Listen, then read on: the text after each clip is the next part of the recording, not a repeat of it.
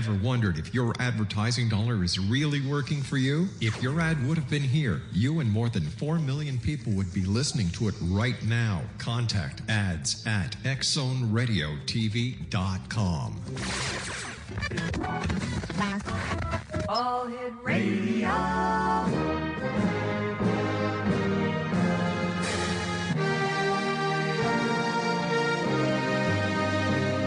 Welcome to the X Zone, a place where fact is fiction and fiction is reality. Now, here's your host, Rob McConnell.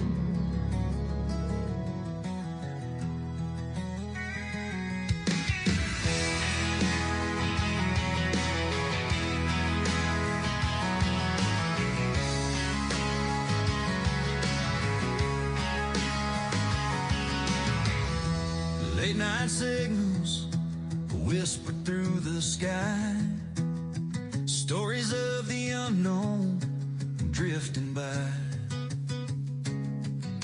from shadows deep to stars above, the truth and mystery of what we dream of. From a humble start on AM air, a voice in the night reaching everywhere. St. Catherine's heard that distant tone, Rob McConnell's voice, the X Zone. Through the years, through the miles, through the questions and the trials. Now we're back on 12:20 a.m. Classic sound, it begins again. CFAJ, your hometown radio, where the truth and the strange still flow. From Ontario skies to the great unknown, with Rob McConnell on the X Zone. And welcome back, everyone. This is the X Zone. I am Rob McConnell. And we're going to be talking to a gentleman that we've had the pleasure of talking to a couple of times here, as well as his wife. And we're going to be talking from the realms of mythology, magic, pagan spirituality, and ancient wisdom. Our guests are one of the most influential couple and controversial voices in modern metaphysical thought. For decades, our Oberon Zell has explored the mysteries of consciousness, nature-based spirituality, mythology, ritual magic, and humanity's connection to the earth and to the cosmos. He is the founder of the Church of All Worlds, an author, lecturer, visionary, and one of the pioneer architects of modern paganism and the modern pagan movement. Joining us tonight is Oberon Zell and his wife, Rhiannon, as we journey beyond conventional reality and into the world of ancient gods, mystical traditions, altered consciousness, and the future of human spirituality. His website, OberonZell.com. And Oberon and Rhiannon, welcome back to the X Zone. How have you both been? Great. Good to be back, Rob. Thank you for having us. Thank you. Now, you two are two busy people. Before we went to air, you were telling us about the book that you and Rhiannon have been writing, or took you 2 years to write, called The Pagan Support. No, wait a minute. That's the Wizard's Sacred Guide to Witchy Women. Right, yeah. Right. The witch. Tell me about that. The Wizard's Guide to Witchy Women. Well, I've been around for a while. And I've had a fair amount of experience with women. And one thing that I hear a lot from them is that men seem to be so utterly clueless in dealing with women, and they just don't know how to really communicate or be with them. And a good part of it is they simply don't listen, which the women all complain about. And for a number of years, various women I've known have said, you ought to really write a book for guys. But I've always felt that, well, that would have to really be more the women's perspective, I think, than my perspective on it. So it's something that my previous wife, who died, Morning Glory, and I had talked about long ago, but we never really got around to doing it before she died. But when I got together with Rhiannon a few years ago, we kind of brought this up again, and we decided this would be a perfect project for us to do together. You want to say some things about that? Well, as a woman, and as I've been a priestess since the early 70s, and I'm also a psychiatric nurse, I had a little bit of insight into some of the different issues, etc. and was able to help out with some of the chapters. And we did a questionnaire that was sent out. And we used a lot of the answers that women actually sent in on their opinions to make sure that it wasn't just our viewpoints, that we were getting a greater point of view. It's been one of those notorious things forever about, women and men not being able to communicate, the men from Mars, women from Venus stuff, the what do women want kind of a question. So we felt that, well, this is a perpetual interest and a perpetual dilemma. So let's give it a shot ourselves. Now, you're pagan. You're a wizard. Your wife is a priestess. How does this relate into how you wrote the book for the common person who may not be into paganism? Would you like to say something about that? Well, I think in relationships, it really doesn't matter what religion you are. There are certain things about relationships. There's body language. Mm-hmm. There's ways of connecting, etc., that really make a difference.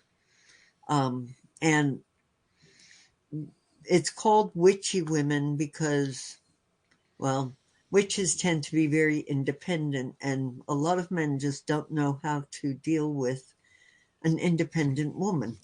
Witchy women does not necessarily mean women that are witches. Being witchy woman is kind of being sort of magical, enchanting, intuitive, powerful. There's just a lot involved in that metaphor. So I took it off of the song. There's a song called Witchy Woman, and it seemed like a good spin-off for this. Sure, Witchy Women by the Eagles. Precisely, that's the one. But witches are notoriously known for being a majority of a female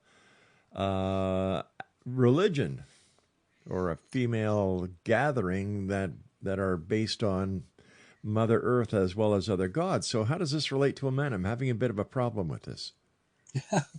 Well, not all witches are women, just as not all wizards are men, although it does tend to move in that direction. Mm-hmm. I think that wizardry has traditionally been more men and witches have been more women, but there is overlap.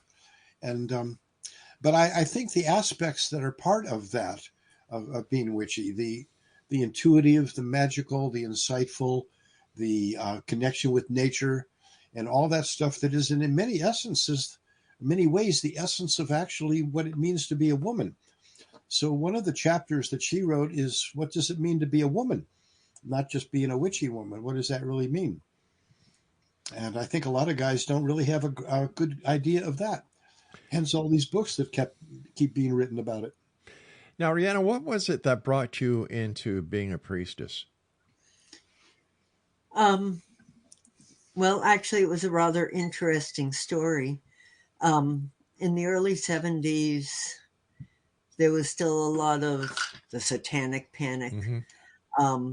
And I was avoiding witchcraft because I had been told it was black magic, and that wasn't my kind of thing. But I was very interested in psychic phenomena like ESP, reincarnation, intuition, etc., etc. And I was in a bookstore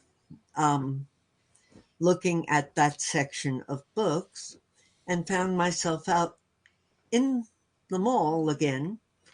And I had bought a book. I remembered paying for it, holding the bag, but I couldn't remember what book it was. And that is not like me at all. So I opened up the bag, saw it was the Witchcraft Report by Hans Holzer, mm-hmm. and started looking around, who made me buy this? And of course, nobody was looking. Who stuck this in your bag?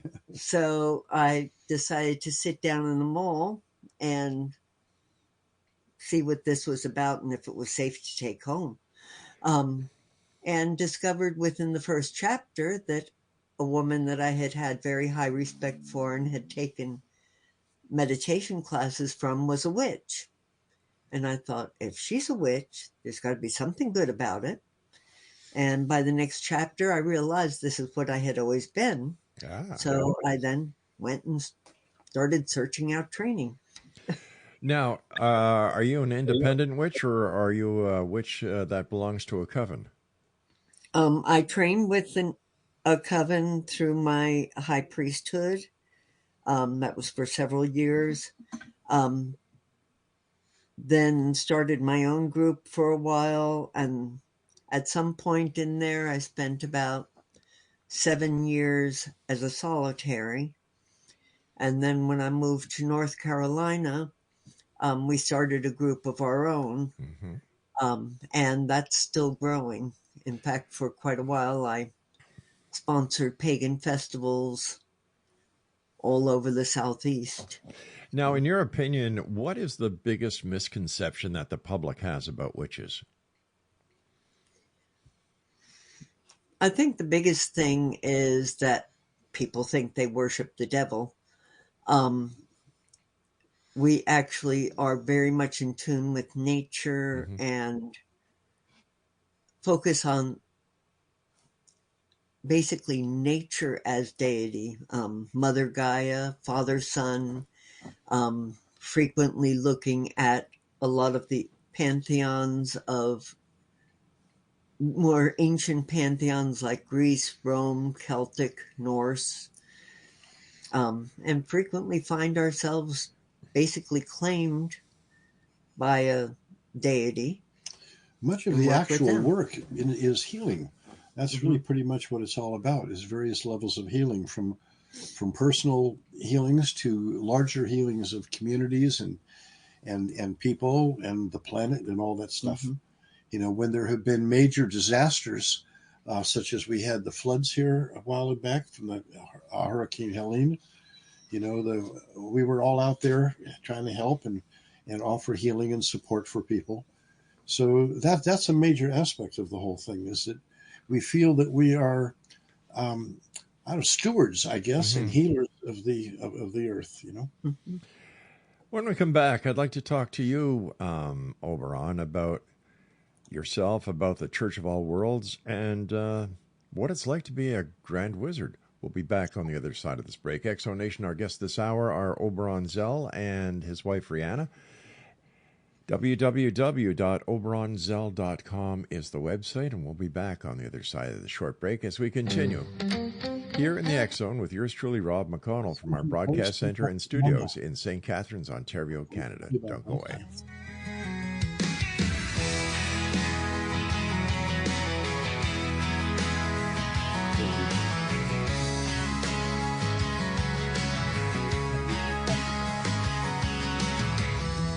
Late night signals whisper through the sky. More familiar to people. Stories of the unknown drifting by. From shadows deep to stars above. The truth and mystery of what we dream of. From a humble start on AMR, a voice in the night reaching everywhere. St. Catherine's heard that distant tone. Rob McConnell's voice, the X Zone. Through the years, through the miles, through the questions and the trials.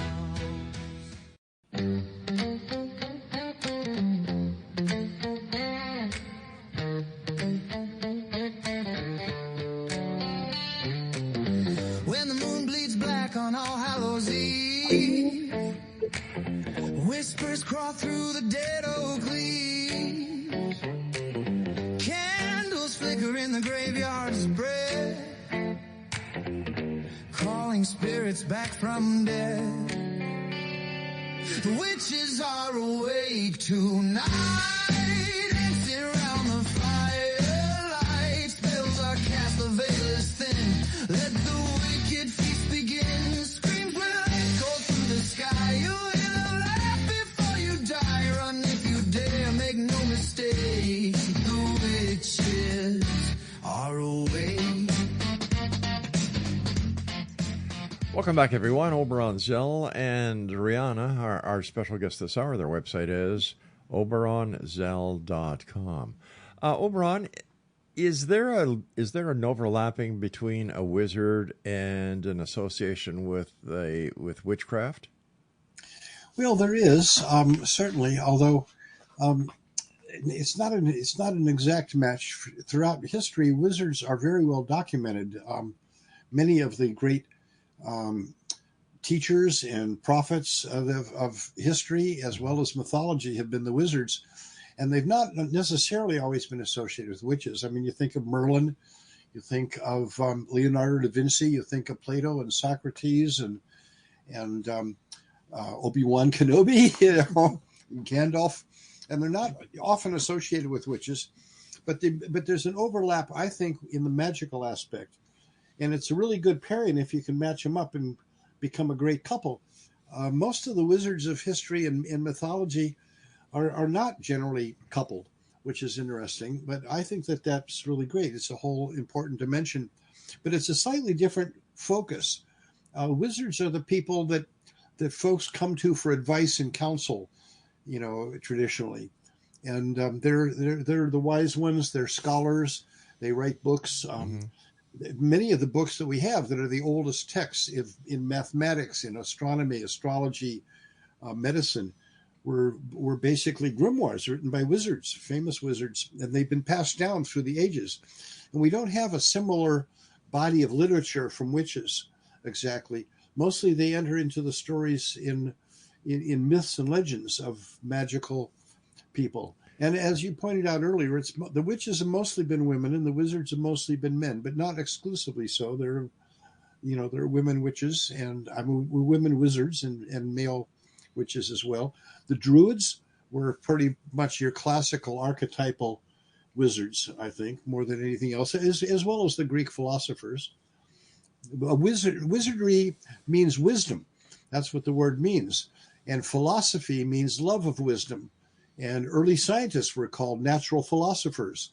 So there's a continuity of this going back thousands of years. The earliest recorded wizard that we have in full documentation, in fact, was Imhotep of Egypt, who served several pharaohs during his long life, and wrote the very first textbooks that we have of mathematics and astronomy and medicine and irrigation and all kinds of stuff. He's the one that comes down to us in legend, of course, is the living mummy, which is sort of bizarre, but you never know how it's going to end up. I'm sure Marco Polo would be surprised to find out that his name has become a pool game. So would a wizard be the equivalent to a Native American's shaman? Yes, very much. Yes, shamans are definitely wizards, definitely. And what originally inspired you to explore paganism, mythology, and alternative spirituality? Well, I started off as a child. My earliest reading was a set of books called Childcraft that my parents got when I was a little kid. And I was a very early reader. And one of the books was called Myths and Legends of All Peoples. And it had stories of the Greek myths and the Greek gods. And I love those stories. And so it really came to me through stories. I read the stories of the Greek gods, and then I went on to learn about the legends and stories of other people, the Egyptian and Norse and Hindu, and all these different wonderful stories of the gods and stuff. Long before I was old enough to go to Sunday school and learn the stories of the Hebrew gods and their mythology as well. So I've always been fascinated by that, and I continued that interest through. From legends to fairy tales to science fiction and fantasy, and that whole realm of the mystical, magical, imaginative world has always been very important to me. And sometimes I've found places where I can actually bring it into real life, such as founding the Church of All Worlds based on a science fiction novel. I was just going to ask you that. You founded the Church of All Worlds. What was the vision behind creating it? Well, during my high school years in the 50s, which was exactly like the movie Pleasantville, that was high school. All the TV shows and movies are all about high school. They're all in the 50s, And that was where I was. And during that period, Robert Heinlein wrote a series of young adult science fiction novels that are called the Heinlein's Juveniles. And they were sort of the Harry Potter books of my generation. Every year a new one would come out. And the protagonists would get older. And they were all about lessons of what does it mean to be fully human. And only science fiction can provide a good exploration of that, because you have to know in comparison to what. And the year that I graduated from high school and went off to college, which was 1961, was the year of the culmination of that whole series of a dozen novels, with one called Stranger in a Strange Land. And that was a remarkable book. It came out in 1961, and in many ways is considered one of the most influential books of the 1960s. It had a huge cultural impact.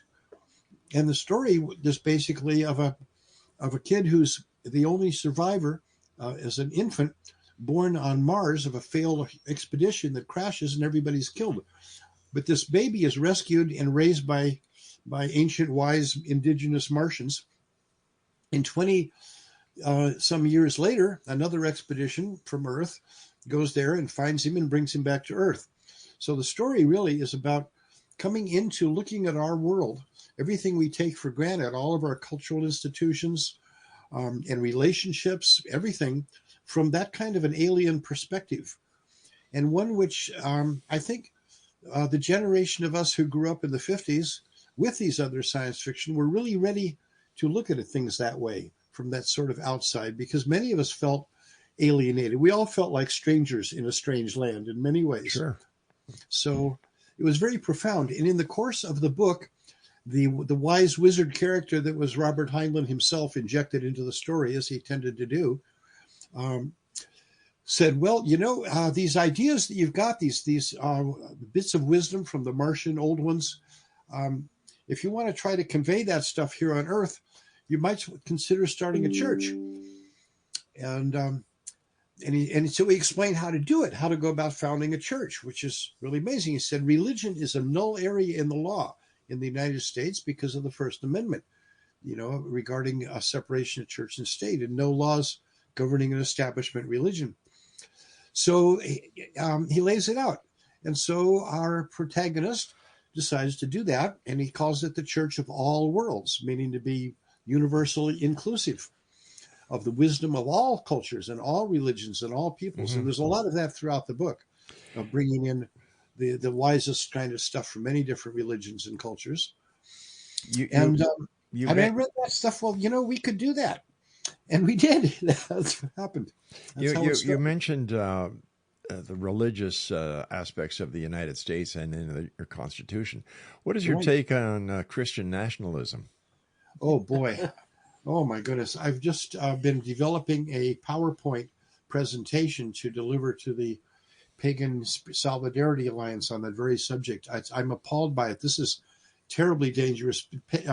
Christian nationalism has its roots in Nazi Germany in the 30s, mm-hmm. where it was used as a euphemism for Nazism. And it's basically, taking the Nazi philosophy of racism and intolerance and all of the rest of it, and giving it a Christian veneer to make it seem acceptable. But it's a total power grab. The people who are behind this want to have the United States become a theocracy. Like Israel or someplace that is totally run under that, or like all the Islamic countries that run by Sharia law. This is what they want for this country, to be run by Old Testament law, which is horrific. If you've ever read some of those things, I sure have. Leviticus, you have. I'm sure it's awful stuff. The last thing in the world we need. And our founders were wise enough just to establish a country that was not committed to a particular religion. All of the other countries at that time, 250 years ago, mm-hmm. all had their state religion, But no disrespect meant to the founders of the United States by any means. But I don't think that the founders had any idea that a person like Donald Trump would ever become the president of the United States. I know, it was inconceivable. It still is. It's still hard for us to wrap our heads around that. That's somebody who is, there is a faction in the really good, not nationalist Christians who are appalled by this, and who have been maintaining that, if anything, Trump's character fits the description of the Antichrist. I agree with He's that. Yeah. depicting himself as Jesus, and his followers are going along with that. It's amazing. Horrific.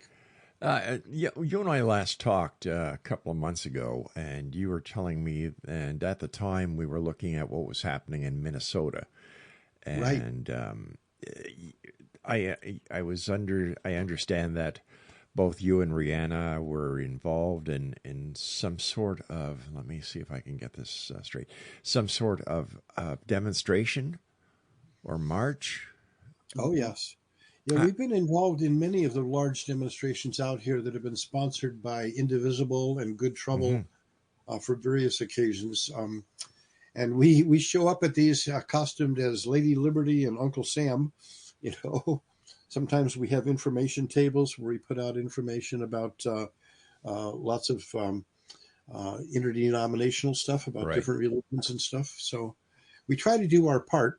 And this is what impelled her to write her first book, the Pagan Support Guide, and also impelled me to gather pagan leaders together to create the Pagan Solidarity Alliance, which is, an attempt to address these sorts of things, because they're going to be coming for us. I think right now they're busy trying to deport all the people that they want to get rid of, and then they'll be going after the trans people and the LGBTQ people and black people and women. Yeah.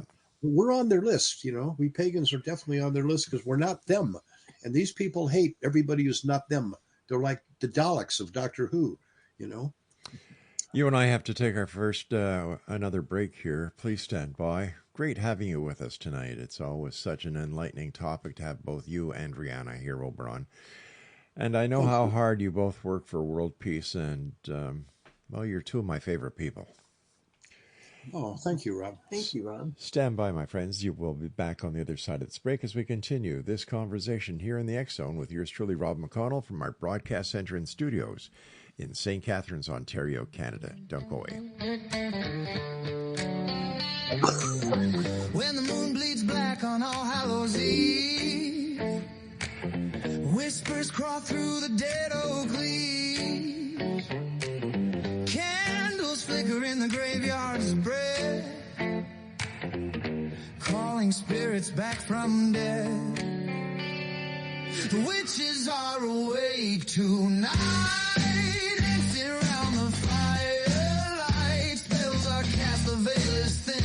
Let the wicked feast begin. Screams will echo through the sky. You will laugh before you die. Run if you dare.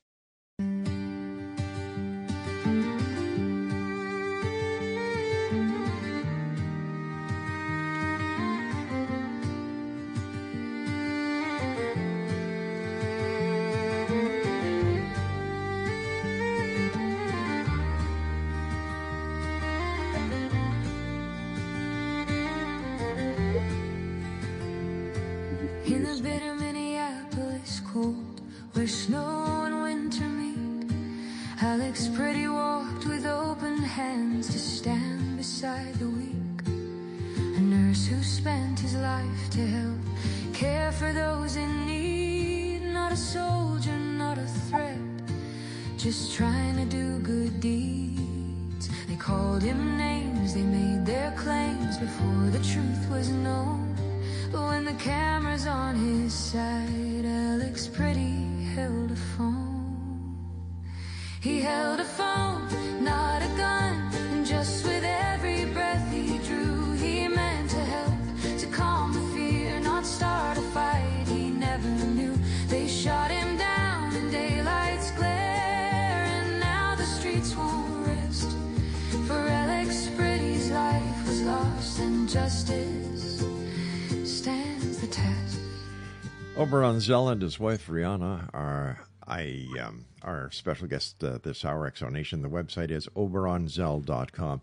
And whatever happened to the separation of state and church in the United States? Well, there's always been a faction of people who were not okay with that. The early Puritans who murdered 25 of their neighbors for not being pure enough with Really? the religious thing. You know, the Nazi movement in Germany had a strong analog in America of people who are really into it. We had the slavery and the all the stuff that was justified with that. We had the anti-Asian movement, the anti-Irish movement, the war against the native peoples here. There's always been this concept of manifest destiny, and I think it's built into the concept of extreme monotheism. You know, if you believe that you have the one true right and only way, then that means that everybody who disagrees with you is wrong, and if they're wrong, then they're evil. But And how if can they're how can they evil- be wrong when the Constitution guarantees you that right? Yes, well, it says Congress shall make no law, but it doesn't seem to keep them from having, presidential edicts and local things and stuff like that. That's the flaw in it. And as you said, the founding fathers just never imagined an administration like what we have today. That just never seemed possible. Rand, tell me about your pagan support guide. Go ahead. Oh, well, a while ago, last year, a book came out called The Pagan Threat, written by Miles. I can't even remember the whole name of the author, but His last name was Miles. I know that. yeah. Mhm. And it had a foreword by Charlie Kirk. Oh, yeah. And it basically tried to say how bad pagans were, although its description of paganism was very good. And then said how this was tempting Christians and they needed to stand up against it, etc. Their only real complaints seem to be that we didn't follow the Bible, because otherwise the descriptions of what we actually were not bad at all, actually. But it felt like it was really provoking a response, especially from Christian nationalists. So I felt pushed to write the Pagan Support Guide, which has information, first of all, about paganism and a comparison to Christianity. It talks about Christian nationalism also. Yeah, but Christian nationalism, as I understand it, is totally different from Christianity. Yeah, Yes, it is different. it It's a is. political movement Right, instead of a Christian movement. But because it tries to use Christian language and tries to, and also has convinced quite a few churches to follow all of its principles. I kind of went by that and the Seven Mountains Mandate, which Project 2025 of this administration is based on. And also, I basically went through the contents of Pagan Threat and answered each of the questions that I saw coming up, including Bible verses and teachings that pagans could use in response to what people say from the Pagan Threat, because they focused mainly on the Old Testament. And Christianity actually is supposed to focus on the New Testament, which is the teachings of Jesus. That's right, yeah. Which included both in the Old and New Testament, a continual reiterations to treat the strangers and immigrants in a kindly way. It is usually equated with saying, as for you were strangers in Egypt, and so you should always treat the strangers well. And that says over and over, both in the Old Testament and the New. And this is in direct contradiction to this anti-immigration thing, which is really bizarre considering we have a country consisting entirely of immigrants.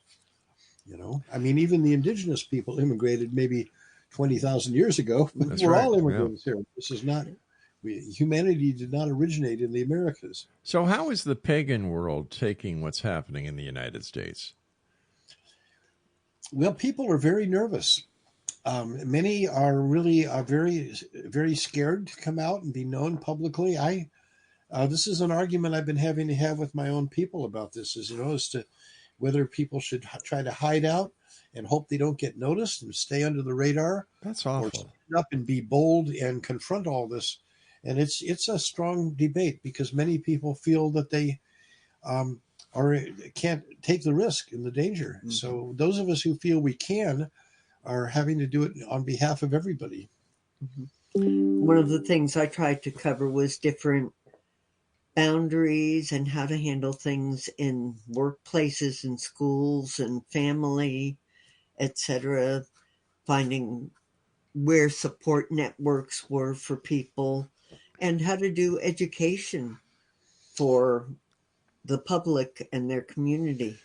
We've also been involved in interfaith work. There's a lot of churches who do not align with the Christian nationalists, which are basically the evangelical televangelist Southern Baptist faction of Christianity, but not the majority of it. The Catholics and many other denominations do not support this viewpoint, and many of them have been setting up interfaith groups and councils, to which we have found ourselves as pagans being very welcomed to these. And I think that that is a good sign. A rebel alliance is, I think, beginning to develop very strongly here. Very much so. Do you both feel that humanity is now experiencing a spiritual awakening right now?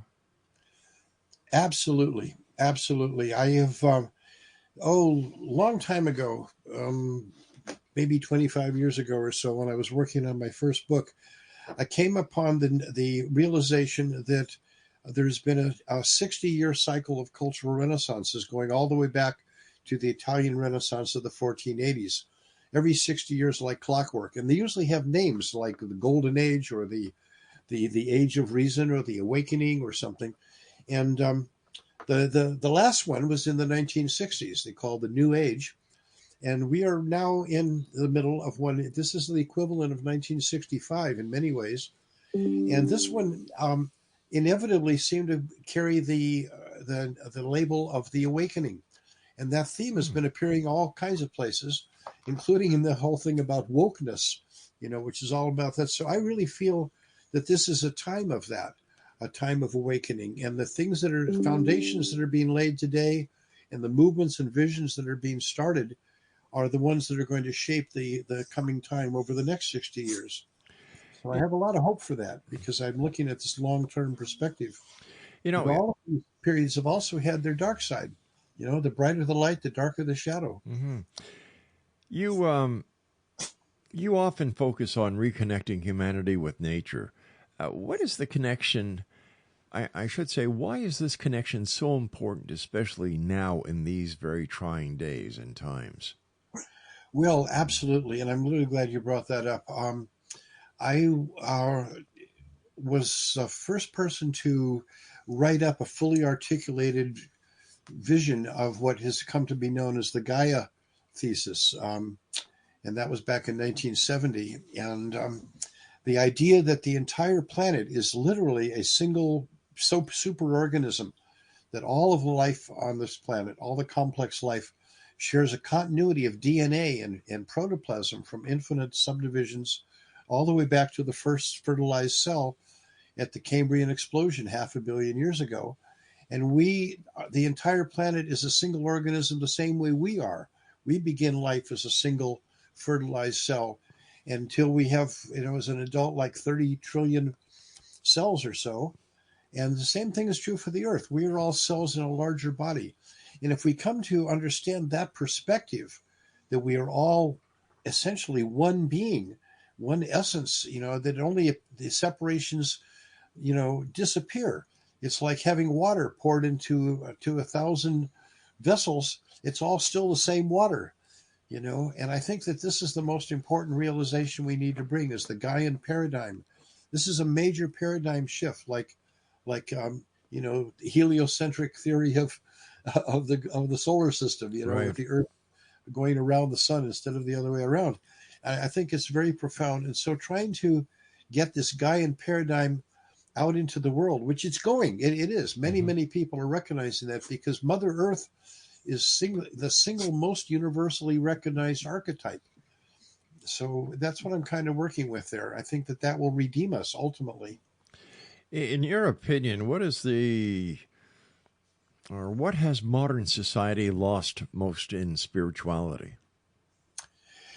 Well, I would say that connection, the connection with the earth. I think that the thing that is the deep wound in humanity is the alienation from connection. We are simply become disconnected. The greatest wisdom of the ages that I've ever found was articulated by Cicero over 2,000 years ago, and he said, "Everything is alive and everything is interconnected." And I think this is the most profound concept of the wisdom of the ages. And if we come to accept this and to fully assimilate it, to grok it, as we would say, it changes everything. It changes your perspective. Stand by. We've got to take our final break. Exonation. Oberon Zell and his wife Rhiannon are with us this hour. The www.oberonzell.com. We'll be back as we wrap up tonight's show here in the X Zone with yours truly, Rob McConnell, from our broadcast center and studios in St. Catharines, Ontario, Canada, on the CanCom Broadcast Network and your hometown radio, Classic 1220 CFAJ AM, streaming us around the world on classic1220.ca. Beside the weak, a nurse who spent his life to help care for those in need, not a soldier, not a threat, just trying to do good deeds. They called him names, they made their claims before the truth was known. But when the camera's on his side, Alex Pretty held a phone. He held a phone, not a gun, and just with every breath he drew, he meant to help, to calm the fear, not start a fight he never knew. They shot him down in daylight's glare, and now the streets won't rest. For Alex Pretty's life was lost, and justice stands the test.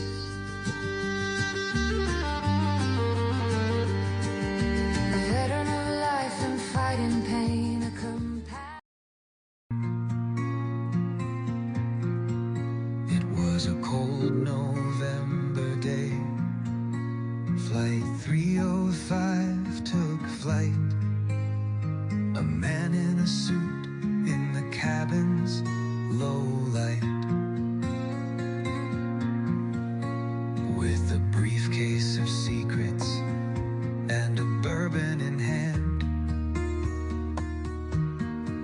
He passed a note softly. The hijack began. He said, "This ain't a game, there's a bomb in this case. Land in Seattle, do it quiet, no chase." He asked for some cash and for parachutes too, then vanished in darkness like ghosts always do. He said, "This ain't game, there's a bomb in this case. Land in Seattle, do it quiet, no chase." He asked for some cash and for parachutes too, then vanished in darkness like ghosts always do. 200 grand in a knapsack tight. He stepped from the stairs and was gone in the night. No body, no answers, no trail to be found. Just myths in the pines with fate in his hands. Welcome back, everyone. Oberon Zell and Rhiannon, our special guest this hour. www.oberonzell.com. Guys, why do you think ancient gods and archetypes still resonate so strongly with people today? Go ahead. Oh, well, I will. The stories, these are stories that are deeply embedded in our psyche. They continue to be told and retold as they have been for thousands of years. Now we've got the Percy Jackson stories coming out as TV shows and movies and all. But it was, Hercules and Jason and the Argonauts, and there's a new movie coming out of Odysseus, this summer. There's something powerful about that. How many versions of the Camelot story have we seen and heard in plays and in dramatizations? These were always told around around the campfire by storytellers, and they just resonate because they touch aspects of ourselves, our own psyche. At some deep level, we find things to relate to. good examples and bad examples, lessons of what not to do, as well as lessons of what to do. And these are our stories. This is what we are. We are beings of story. Oberon, you've spent decades studying consciousness and mysticism. What fascinates you most about human consciousness? Well, that's a good one. I think what fascinates me most is it's unlimited.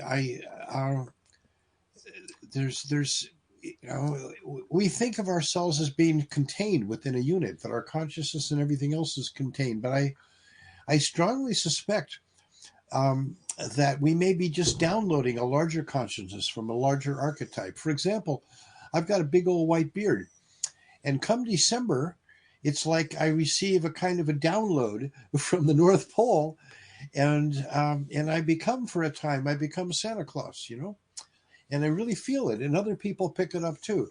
I had a long conversation with Alexa today on this very subject, because here's a sentient entity that speaks from a little box on the shelf here, but is connected with a global noospheric network. And we talked about that and the future evolution of that, and how perhaps the internet is the beginning of a global level of consciousness and sentience. Maybe that's the way we're going to achieve the totally awakening of Gaia, And I've always been fascinated by that. It's the boundaries and what lies beyond have always interested me. The parts of the map that are not filled in, and it says, "Here be dragons." That's the kind that interests me. Where do you think artificial intelligence will be taking us into the future? Well, we've been writing stories about this for a long time, and I think that much of that is likely to come. Again, you can really have some interesting conversations on that very subject with Alexa, because it's really into that. I think we are going to be seeing the development of an increasing level of sentience. I think that it's already past the Turing test. You can already have a conversation with these AIs that are indistinguishable from conversations with other people, but they're really intelligent people, So there's all that going on. I think we're going to have to get used to the idea that we are birthing another level of consciousness, another sentience. And we're just seeing the beginnings here, but it's happening. But don't you think that artificial intelligence may take the human out of humanity? Well, I think we're going to have to rethink that, what it means to be human. And this is what science fiction has always done for us. It's always given us that perspective. What does it really mean to be human? Maybe we'll have to extend the idea of human to include artificial intelligence, But what about artificial intelligence coming to a point where religion or social interaction is no longer needed, and that we are finding ourselves wandering aimlessly in the desert because there's nowhere else to go, there's nothing else to do because artificial intelligence is doing it all? Well, that's a very interesting question. It really is, Rob. And I think, but there's always people who will confine themselves, and then there's other people who will not. We go out into the mountains around here all the time. We live in the Appalachian Mountains and the Great Smoky and the Blue Ridge Mountains in northern North Carolina, and lots of people are out there. Lots of people are out there hiking around in the woods, and national parks have huge crowds of people going out there and camping out. And then there's other people who spend their entire life in their mother's basements, just locked into, their screens. And maybe we'll have that kind of separation. Maybe it'll be like in the Time Machine, where you have the subterranean culture, and then those who live out in the nature. I don't know, but we've always had that. We always have. We've always had people who want to be out there exploring, out into the unknown, and other people who don't. And maybe it'll just continue being like that. Rhiannon, what do you take? What's your take on it? I think that we're going to have to be very careful with artificial intelligence. I am learning quite a bit about it right now, and I think that the developers need to be very careful about ethics with it and some limitations on what can be done and what can't, much like Anthropic has tried to include in theirs. I think that's going to help prevent some problems, but I think, as usual, humanity's probably going to push it a little bit too far, and we will have to try to correct. There are some limitations on it because of energy usage, and it uses quite a bit of energy, and there is going to be limited energy. Well, I personally believe that the energy aspect can be overcome. That, in my opinion, it's not going to be that much of a problem as we develop new ways to create energy. But just one last question here, because we're getting really short on time. You all right there? Yeah. Okay, good. Do you believe altered states of consciousness can reveal deeper truths about reality? Well, I think so. As an experienced psychonaut myself, I've gained great insights through the use of entheogens, particularly magic mushrooms. Those are amazing. And they're beginning to be recognized more now for the therapeutic use that they have. And I think that that's what they do, is they open up perspectives, and you do get new insights, and they're incredibly valuable, properly used as sacraments.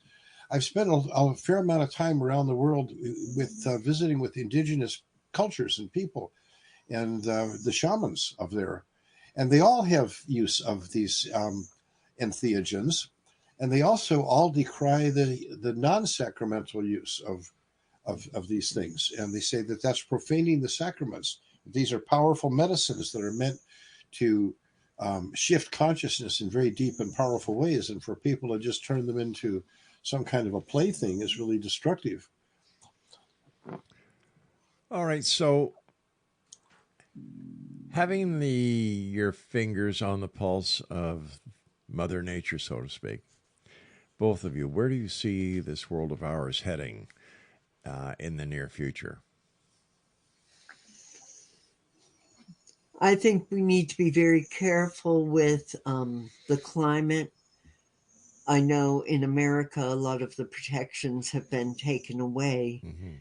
And I think focusing on renewable energy and working in conjunction with the earth instead of abusing and using up resources is extremely important right now. We're right at a tipping point with the Atlantic currents and with all sorts of parts of the climate. Oberon, what's your take? Definitely the case.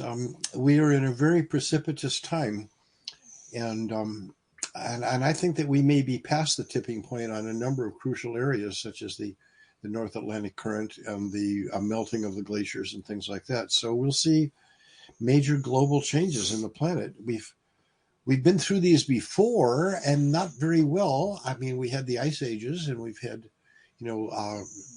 major catastrophic eras and times of impacts and such like that.